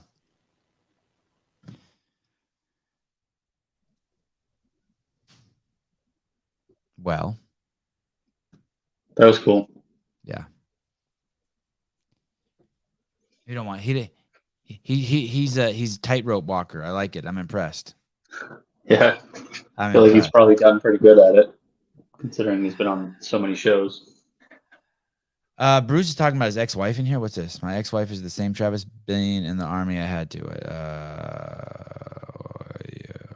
What is this over here? A $6 Starbucks daily is more expensive than a CrossFit gym. Yet people will choose one over the other.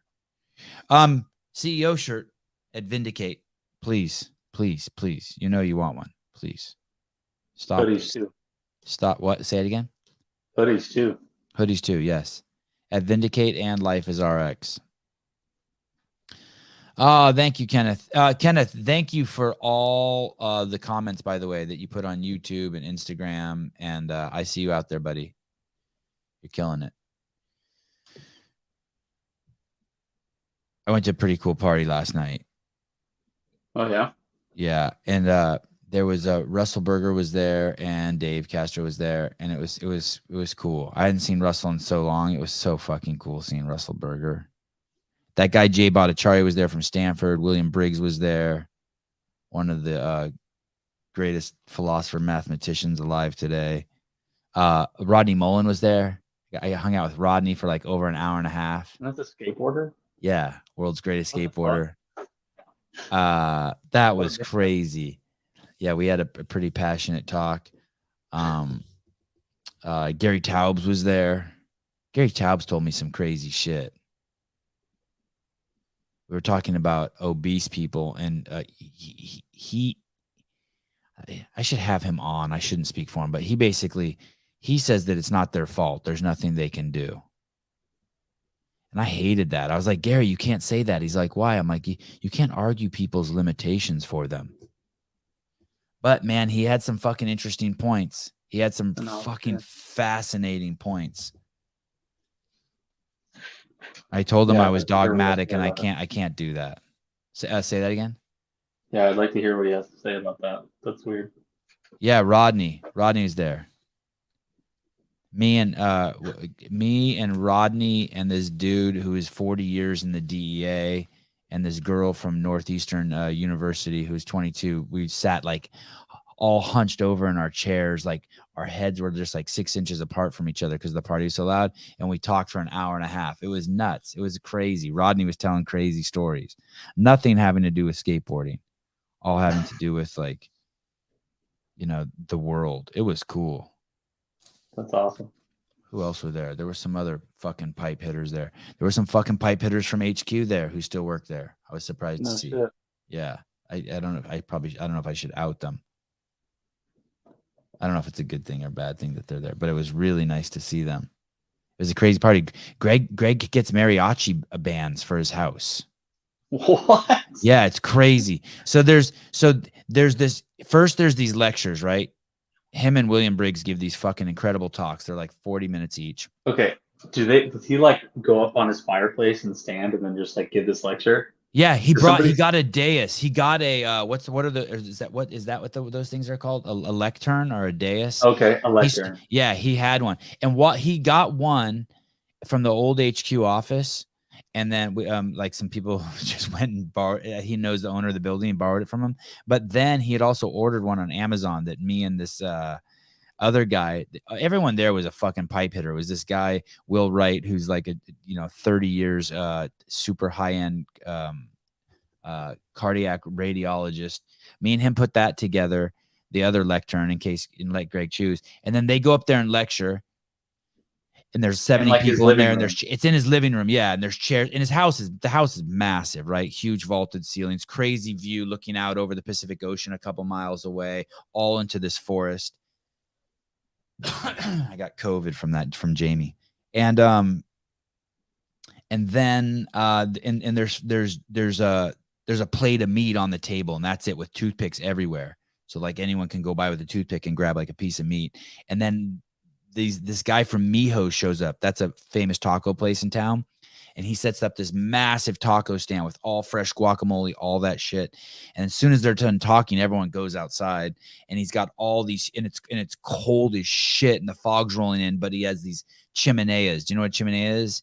It's a big steel thing, and he has them all over the property, and each one of them is filled with like 3 trees just burning. So they're so fucking, it was crazy. I talked to this guy, Jake Vanderplas. He's like one of the head guys in charge of AI at Google. Talked to him for an hour and a half, just me and him, asking him. I was asking him some crazy questions, and I asked him if he'd come on the podcast. He's like, no. Can't give out the secrets. I could just tell, like, Google's Woketopia, crazy Woketopia. Oh, for sure. Yeah, they fucking hate the black man there. They're on the leading edge of AI, though. No, Don was not there. Don was not there. But you know what? He may have been invited. I'm not sure. This is the first guava. These are the first 3 guavas that have fallen off my tree for this season. They're small and they're premature, but I have thousands and thousands of guavas. So now it's guava season.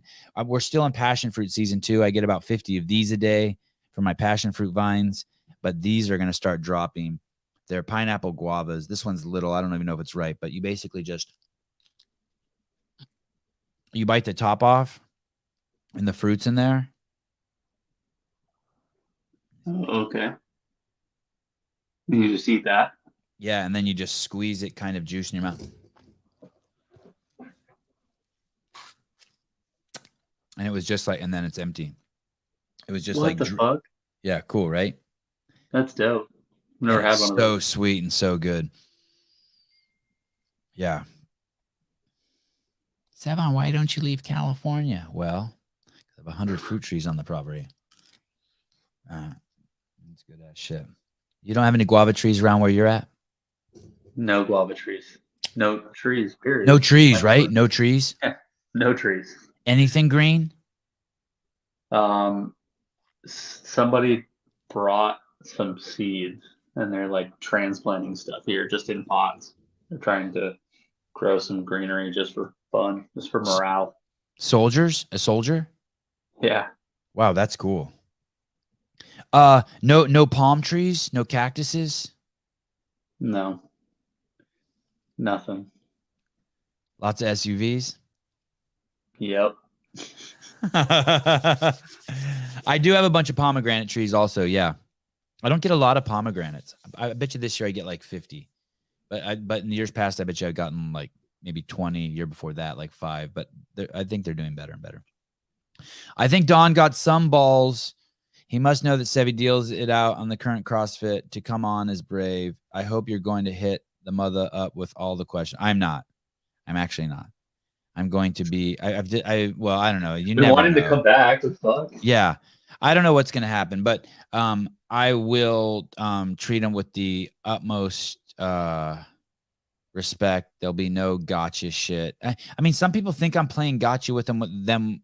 I never try to. Actually, the thing is I'm never trying to play gotcha with anyone. Like that question I asked that guy at the end. I told myself in my notes, I knew that he was vaccinated and I wasn't going to ask him that. But once he opened that door to being vaccinated, then it was okay for me to ask, do you regret getting vaccinated? But I wasn't going to ask. I'm not. There's no reason to call him out for it. Yeah, I'm not. I don't want to like. I don't want to fuck with people. I'm not trying. There was a guy at the party yesterday who listens to the podcast, and he's like, I know you're always just trying to be provocative, or he said some shit, and I'm actually not. I'm not trying. I'm actually not trying. I'm not. I'm not. I just have some questions. It's the same thing. I'm not. But I just try. I just know that if I feel uncomfortable asking the question, it's probably a good question. Right? Yeah. You also have to feel comfortable with, like, that person's going to be okay with answering the question. Right. And I'm not doing it like. So here, this is going to be a weird one. I'm not asking Pat Vellner on the CrossFit podcast what color his pubes are to be provocative or because I think it's crazy. It's because the question actually popped in my head. Oh, I wonder if his pubes are red. I'm not like, it doesn't come up. What are the 5 most provocative questions I could ask or uncomfortable? It's never, ever like that. Half the time, to be honest, I'm like, holy shit, I wish I didn't think of that question. Now, what am I going to do with it now? Either have to swallow it down or it has to come out. And we definitely don't see that on the show, so they're definitely coming out. Asking that gym owner why he's not married was a gotcha. Oh, I think who was that? I think I regretted asking that. There's so few times I regret asking questions. I regretted asking that, but it did pop. It wasn't I wasn't like, I was just curious because I didn't get married. So I didn't get married until after I had Avi. So I always wondered, like, oh, I wonder if this guy, like, what he thinks, what his thoughts are on marriage. But then afterwards, I just thought the way it was in context because his girlfriend or wife might be listening was inappropriate. Yeah, I didn't like that. I didn't like that I did that. What was that guy's name? That wasn't cool. I don't know. Swallowing seems so much more. I don't know. Yeah, I don't know about this, Eric. Yeah, goblin.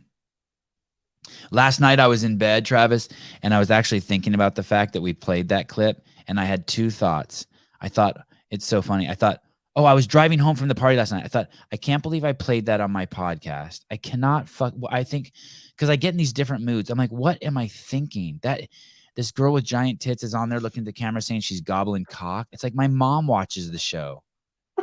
I cannot even but then on the other hand, I was thinking, oh, that was really cool. Caleb and I are really grooving. He knew to play it twice in a row. That needed to be played twice in a row. And so I'm like torn. I'm so torn. And I'm like, okay. And I just let that shit go. I'm like, okay, do not think about it. It's that refractory clarity. Yeah. But I was really excited when you played it twice. So some shit just has to be. And I always like it how you let the beginning play again if it gets cut off. You know how sometimes we start the clip and the first 3 seconds get cut off, and then you let it, when it comes back around, you let it play for another 10 seconds so people can be like, oh, okay, that's what we missed. Mm-hmm. I love all that. But that one needed to be played twice in a row. It was short. It was crazy. And the way the truth is, it's just funny the way she says it. Oh, goblin, that cock. Just the way it wasn't even. She was like just so down for it. She's like, yeah. Her delivery was. All right. You know who sends me all those is Jeff Bako. All the fucking crazy, like he sends me so much of like the hot chick shit and the bouncing boob stuff. But like, I don't even show 1/10 of it. Yeah, I get a lot of those too. It's crazy. I don't send too much. There's this thing that boys do where they send that, and I get a lot of it, and I'm appreciative of it, but I don't really send that stuff. I don't send like an alligator eating a dog, or like, I don't send like the giant boob girls to other people. I'm trying to think. What did someone send me the other day? I think you sent me one like a year ago, but I haven't gotten anything from you since. Someone sent me Someone sent me like a really hot girl, and then she turned around and she had a penis a few months ago. Like, I think I sent that to a few people I don't like. Like, here, you deal with this. But yeah, those ones are weird. The mill guys love that stuff, right? Mill guys love sending each other the girl who's hot who turns out to be a dude. They love that. Yeah, we send the most. It's all mill dudes who send me that shit. Not surprising. All right. I didn't. I'm just holding my guavas, and I haven't looked on who we have on tomorrow. I don't think we have anyone on tomorrow. Oh shit, we do. We have Lisa, the identity doctor. Oh, this is gonna be a trip. This chick's a trip. Tomorrow's probably gonna end up being like a psychiatry session for me. She's the one that drives that fucking hot rod, isn't it? Yeah. She's very attractive. She's very smart. She's very poetic. When I listen to her stuff, I'm like, is this poetry or what's going on here? And she has some strong opinions and insights into identity, and it'll be fun to pick her brain. I asked one of the doctors there yesterday if he thinks that bad eating, like kids who are 100 pounds overweight at 8 years old, or even 50 pounds overweight at 8 years old, is affecting their hormones to such a level that it's what's causing all this, transgender shit. And he said 100%. 100%. I was like, oh God, wow. I don't know if you want to go down a fucking rabbit hole. Look what happens to kids' genitalia who are obese at a young age. It is really fucked up. Read about that shit. It is really fucked up. It's not good. I know more about boys than girls, but man, it's fucked up. You want to fucking ruin a kid, ruin their whole life.